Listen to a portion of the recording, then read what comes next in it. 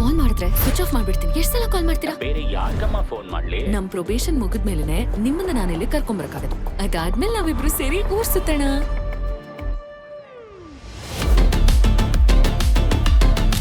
ಜಾನಕಿ ಆಫೀಸಲ್ಲಿ ತುಂಬಾ ಸ್ಮಾರ್ಟ್ ಆಗಿದ್ರಲ್ಲ?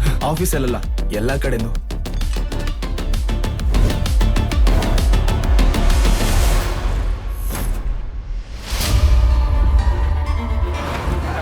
ಸತ್ತಿರೋ ನೀನ್ ಮುಂಚೆ ಎಲ್ಲಾದ್ರೂ ನೋಡಿದ್ಯಾ?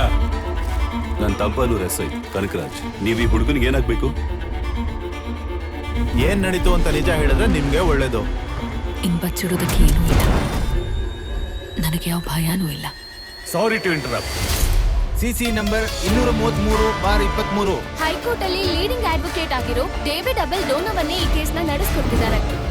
ನಾನ್ ಮಾಡ್ತಿರೋದು ಅಡ್ವೊಕೇಟ್ ಕೆಲಸ. ನಾನು ಏನೇ ವಾದ ಮಾಡಿದ್ರು ಅದು ಕೋರ್ಟ್ ರೂಮ್ ಅಲ್ಲಿ. ಸರ್, ಕೇರಳ ಪೊಲೀಸು ಬೂತ್ ಕನ್ನಡಿ ಇಟ್ಕೊಂಡು ಹೋಗ್ತಿದ್ದಾರೆ, ಆದ್ರೆ ಏನೂ ಸಿಕ್ಕಿಲ್ಲ. ಕೋರ್ಟ್ ಮಾತ್ರನೇ ನನ್ನ ಕಕ್ಷಿದಾರ ನಿರಪರಾಧಿ ಅಂತ ಹೇಳೋದಕ್ಕೆ ಒಂದೇ ನಂಬಿಕೆ. ಡೇವಿಡ್ ಒಬ್ಬ ನ್ಯಾಯನ ಎತ್ತಿಡಿಯುವಂತ ದೇವರ ಹಾಗೇನಲ್ಲ ಅವನು. 9 ಲಕ್ಷ ಕೋಟಿ GSDP ಇರೋ ಈ ರಾಜ್ಯದಲ್ಲಿ ಏನ್ ಮಾಡ್ಬೇಕು ಅಂತ ನಿರ್ಧಾರ ತಗೊಳ್ಳೋದು ಸೆಂಟ್ರಲ್ ಗೌರ್ಮೆಂಟ್ ಅಲ್ಲ ಕಣಯ್ಯ, ನಾವು. ಕಾನೂನು, ಪೊಲೀಸು, ನ್ಯಾಯಾಂಗ ವ್ಯವಸ್ಥೆ ಇದನ್ನೆಲ್ಲ ತಲೆ ಕೆಳಗೆ ಮಾಡೋದಕ್ಕೋಸ್ಕರ ಪ್ರಯತ್ನ ನಡೀತಿದೆ. It's either hack or manipulated. ಏನೇ ಆದ್ರೂ ಸರಿ, ಜಾನಕಿಗೆ ನ್ಯಾಯ ಸಿಗ್ಬೇಕು. ಅವ್ರನ್ನ ಕಾಪಾಡೋದಕ್ಕೆ ಯಾರು ಎಷ್ಟೇ ಪ್ರಯತ್ನ ಪಟ್ರು, I will stand against them, all of them, and they will be crucified in the court of justice.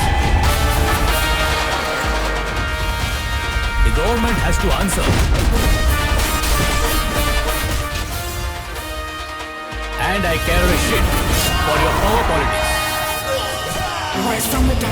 Sensational case Janaki Vidyadharan versus State Government of Kerala. A writ petition against the Chief Minister, against the state, against the entire system. ಅವಳ ಧ್ವನಿ ಮಾತ್ರನೇ ಈಗೆಲ್ರಿಗೂ ಕೇಳಿಸ್ಬೇಕು. Janaki versus state of Kerala.